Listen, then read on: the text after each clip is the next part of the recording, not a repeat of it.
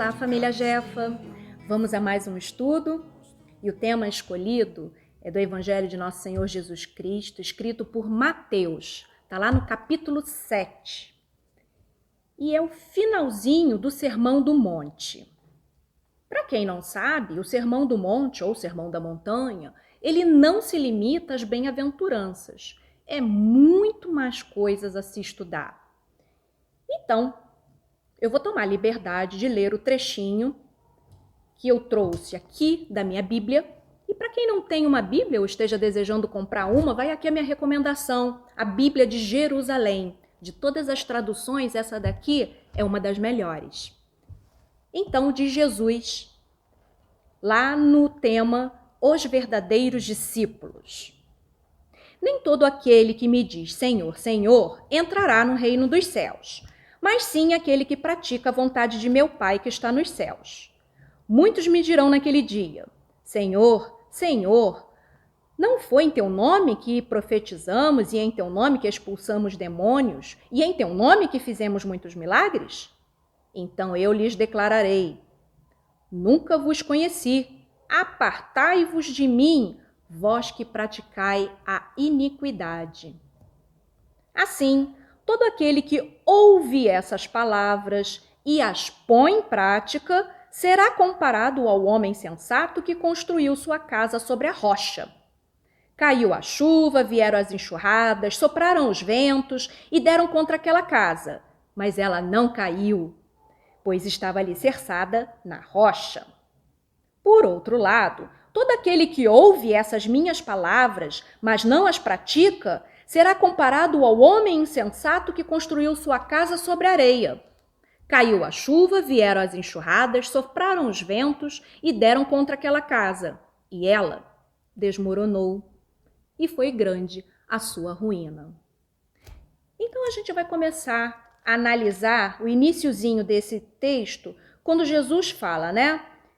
Que nem todo mundo que diz Senhor, Senhor vai entrar, mas sim aquele que pratica a vontade de meu Pai. Então vocês vejam que a prática é muito importante. Na verdade, ela é condição essencial. Tanto é verdade que todos aqueles que falam em nome de Deus, mas não praticam a sua lei, o que é que Jesus fala para eles? Apartai-vos de mim, vós que praticais iniquidades, porque está colocando a própria vontade acima da de Deus. E aí ele conta a historinha, ou parábola, né, da casa construída sobre a rocha. E é interessante que é o último trecho do Sermão do Monte. O Sermão do Monte, que não se limita às bem-aventuranças, cheias de ensinamento, né? Então Jesus tinha acabado de dar todo aquele manancial, toda aquela lição. E aí ele fala, olha, não basta ouvir essas minhas palavras. Não basta ouvir o que eu acabo de vos dizer aqui no Sermão da Montanha. É imprescindível colocar tudo isso em prática. Então, meus amigos, o Sermão do Monte é o roteiro para a felicidade real. É a nossa receita de bolo. É ele que nós temos que seguir. E o homem sensato é exatamente o que vai edificar a sua casa mental sobre esse roteiro. Casa mental. Então, que casa é essa que a gente constrói sobre a rocha? Somos nós, espíritos imortais. Esse é o símbolo da casa. E essa rocha? O que seria? Rocha simboliza durabilidade, simboliza fortaleza, simboliza solidez. E tudo isso representa a nossa fé inabalável. Podem vir as enxurradas, podem vir os vendavais, ou seja, podem vir as lágrimas, podem vir as adversidades, as dificuldades, que se nós, espíritos imortais, tivermos alicerçados sobre esta fé robusta, passaremos pelas adversidades com maior lucidez, sensatez. Essa é a palavra que Jesus usa. Homem sensato. E o homem sensato, principalmente esse que utiliza a fé raciocinada, tem algumas ferramentas essenciais à sua disposição, principalmente porque ele conhece a sua origem, de onde veio, o que está fazendo aqui e para onde vai depois dessa romagem. Então é a questão da compreensão. Ele crê porque compreende. Então, nós temos aí como ferramentas essenciais o conhecimento da lei de causa e efeito. E o homem sensato sabe perfeitamente que o que está passando hoje não é nada mais do que a colheita de semeaduras passadas. Aí reside a justiça divina. Ele sabe também que a sua fé está embasada na crença de que é o futuro que ele tem que olhar. Porque a vida terrestre, a vida material, é um estágio. Nós estamos aqui para provar para nós mesmos que já somos capazes, que já estamos melhores, que já podemos subir mais um degrau da escada da evolução. Então, a certeza da vida futura está embasada também no conceito de imortalidade. A gente pode até fraquejar, pode até cair, mas sabe que Deus vai nos dar outra chance para refazer, para desatar os nós que deixamos pelo caminho. E olha, o homem sensato, ele não lamenta as perdas materiais, pois ele sabe que tudo o que possui, na verdade, é um empréstimo e pode lhe ser tirado. Por isso que ele coloca todas as suas forças pela conquista dos bens espirituais. E aí vem a quarta ferramenta. Os seus objetivos são espirituais. É a aquisição desses valores que a ferrugem não corrói, que não se perde com o tempo, que não se diminui com a distância. São valores, são virtudes que, uma vez incorporadas, não perdemos jamais.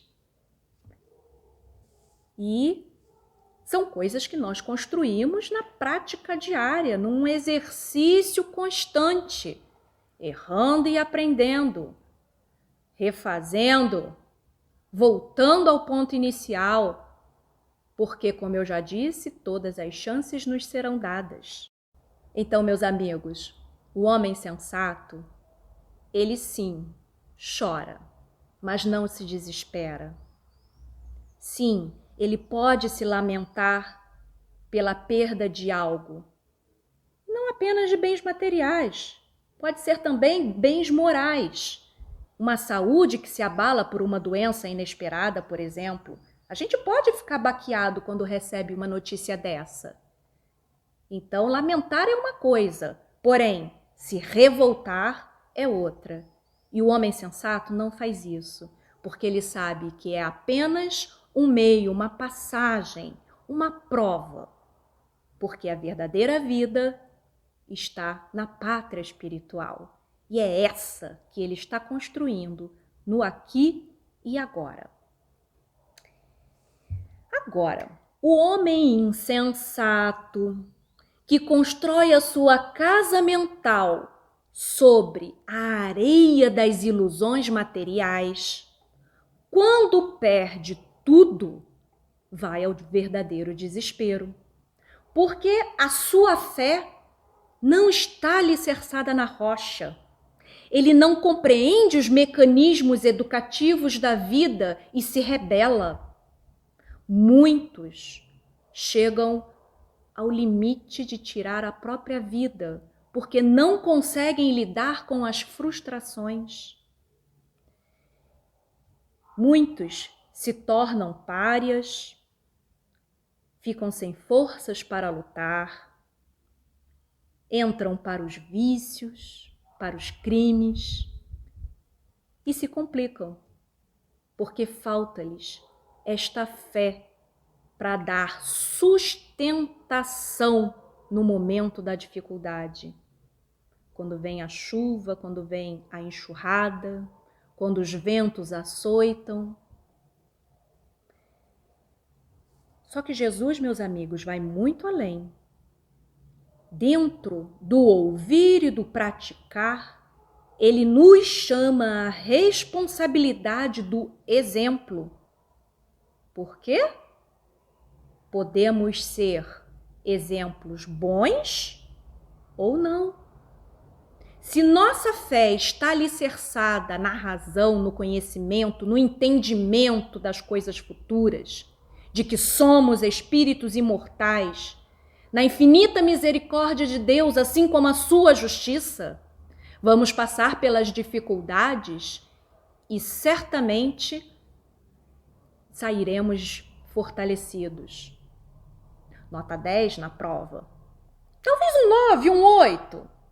Mas já teremos condições de suportar melhor as situações que a vida nos apresenta e a nos resignar, a nos conformar. Vejam, virtudes ativas. Toda e qualquer virtude é ativa. Resignar não é ficar, já que eu não tenho mais nada para fazer, né? Vamos aceitar. Não, não é isso. Resignar, conformar-se, é pegar o limão e fazer a limonada. Já que a situação está aí, já que a dor está batendo a minha porta, o que é que eu posso fazer com ela? Daí porque a resignação é uma virtude ativa. Eu tenho que pegar o presente que a vida me deu e trabalhá-lo da melhor forma possível, a meu favor e a dos meus semelhantes. Então, meus amigos, nós somos responsáveis pelos exemplos que dermos. Ouvimos a palavra, temos de colocá-la em prática. Seremos homens sensatos ou não? Os nossos maus exemplos podem levar outros de roldão, assim como os nossos bons exemplos influenciarão positivamente as pessoas. Imaginem vocês, se eu passo por uma determinada doença, com esta confiança no futuro, porque eu creio, porque já entendo da necessidade da dor, o outro que passa pela mesma situação e olha para mim, vai querer ter a mesma fortaleza, vai querer buscar a compreensão dessas coisas. Daí porque seremos o bom exemplo. Eis a nossa responsabilidade. A nossa fé pode fortalecer a do nosso próximo. E assim, de mãos dadas, ombro a ombro, é que nós caminhamos com o progresso coletivo, um ajudando o outro. Então, na avaliação final que fizermos quando estivermos de volta à pátria espiritual, diante do tribunal da nossa consciência, poderemos nos sentir felizes com o nosso proceder aqui, nessa nossa estada na Terra, assim como nós poderemos também sentir um certo lamento por não termos bem aproveitado essa grande oportunidade.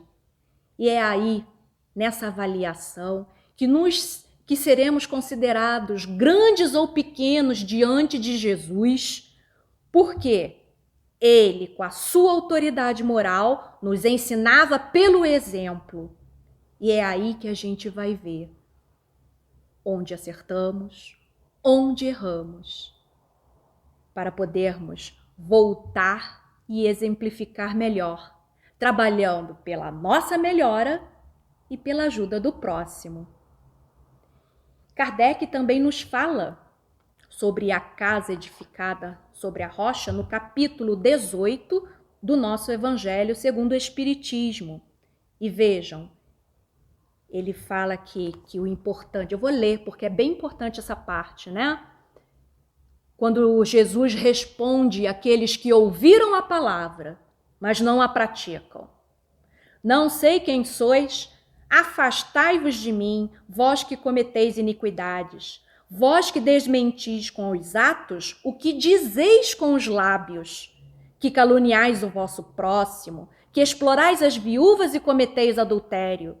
Afastai-vos de mim, vós cujo coração destila ódio e fel, que derramais o sangue dos vossos irmãos em meu nome, que fazeis corram lágrimas em vez de secá-las.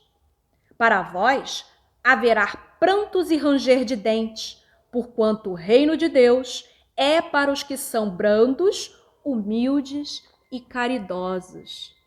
O que significa o pranto e ranger de dentes? Ora, nada mais, nada menos que o retorno à carne para colher exatamente o que eu plantei.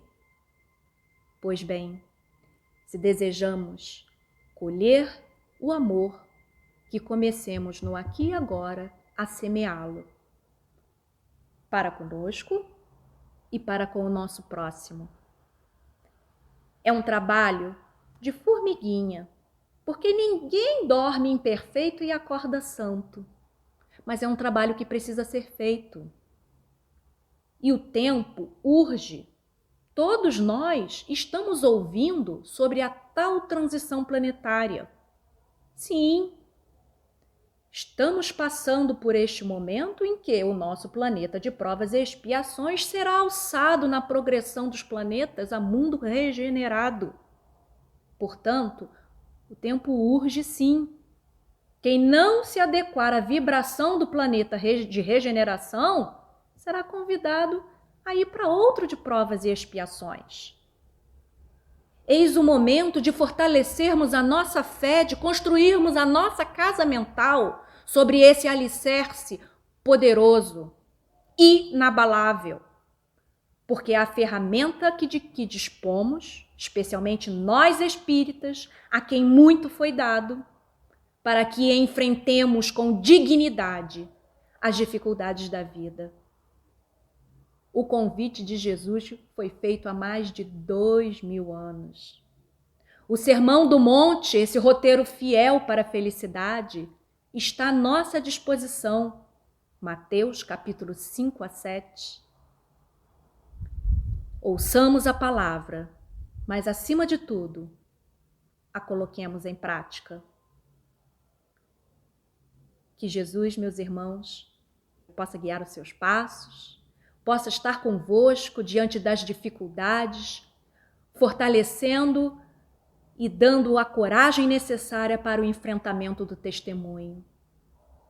Mas que você seja aquele capaz de dar o primeiro passo, aquele que vai fazer a grande transformação que levará à verdadeira felicidade.